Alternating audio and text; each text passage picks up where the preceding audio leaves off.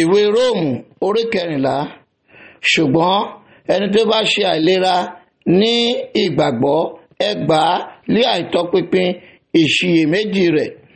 Ẹnìkan gbàgbọ́ pé òun lè máa jẹ ohun gbogbo, ẹlòmíràn tí ó sì ń ṣe àìlera ń jẹ ewébẹ̀.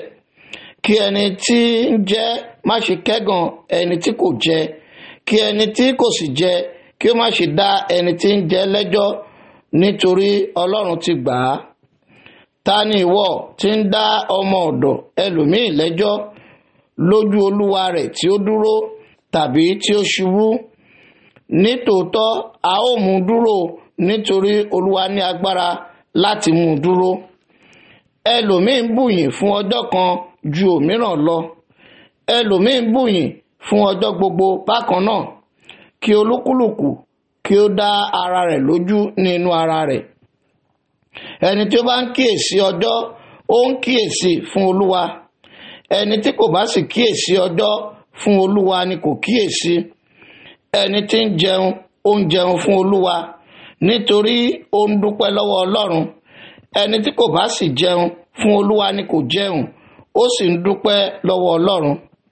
Kò sí ẹnìkan nínú wa tí ó wà láàyè fún ara rẹ̀, kò sì sí ẹni tí ó ń kú fún ara rẹ̀. Nítorí bí a bá wà láàyè, àwa wà láàyè fún Olúwa. Bí a bá sì kú, àwa kú fún Olúwa. Nítorí náà bí a bá wà láàyè tàbí bí a bá kú ni ti Olúwa ni àwa ṣe. Nítorí ìdí èyí ni Kristi ṣe kú, tí ó sì tún yè kí ó lè jẹ́ Olúwa àti òkú àti alààyè. Ṣùgbọ́n èéṣe tí ìwọ fi ń dá arákùnrin rẹ lẹ́jọ́? Tàbí èé ti ṣe tí ìwọ fi ń kẹ́gàn arákùnrin rẹ?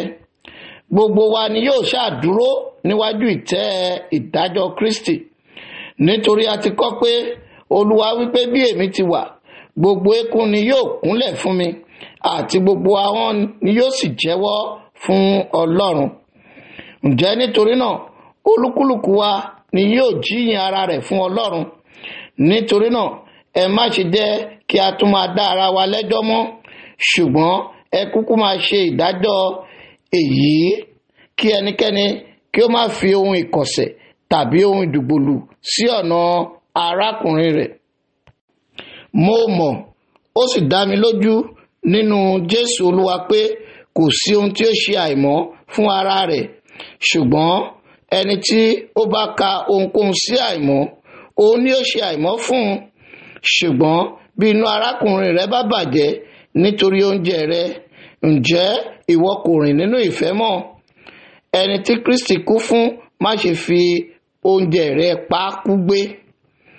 Ǹjẹ́ ẹ má ṣe jẹ́ kí a máa sọ̀rọ̀ ire yín ní búburú, nítorí ìjọba Ọlọ́run kì í ṣe jíjẹ àti mímu, bí kò ṣe òdodo àti àlàáfíà àti ayọ̀ nínú ẹ̀mí mímọ́. Nítorí ẹni tí ó bá ń sin Kristi nínú nǹkan wọ̀nyí ni ó ṣe ìtẹ́wọ́gbà lọ́dọ̀ Ọlọ́run, tí ó sì ní ìyìn lọ́dọ̀ ènìyàn. Ǹjẹ́ nítorí náà kí àwa kí ó máa lépa ohun tí í ṣe ti àlàáfíà àti ohun tí àwa ó fi gbé ara wa ró. Nítorí oúnjẹ, má ṣe bi iṣẹ́ Ọlọ́run ṣubú. Ohun gbogbo ni ó mọ́ nítòótọ́, ṣùgbọ́n ibi ni fún olúwa rẹ̀ náà tí ó ń jẹun lọ́nà ìkọ̀sẹ̀. Ó dára kí a má tilẹ̀ jẹ ẹran, kí a má mu wáìnì àti ohun kan nípa èyí tí arákùnrin rẹ yóò kọsẹ̀, àti tí a ó sì fi sọ ọ́ di aláìlera. Ìwọ ní ìgbàgbọ́ bí? Ní fún ara rẹ níwájú Ọlọ́run. Alábùkún fún ni olúwa rẹ̀ náà tí kò dá ara rẹ̀ lẹ́bi nínú ohun tí ó yàn. Ṣùgbọ́n ẹni tí ó bá ń ṣiyèméjì, ó jẹ̀bi bí ó bá jẹ́, nítorí tí kò ti inú ìgbàgbọ́ wá, àti ohunkóhun tí kò bá ti inú ìgbàgbọ́ wá ẹ̀ṣẹ̀ ni.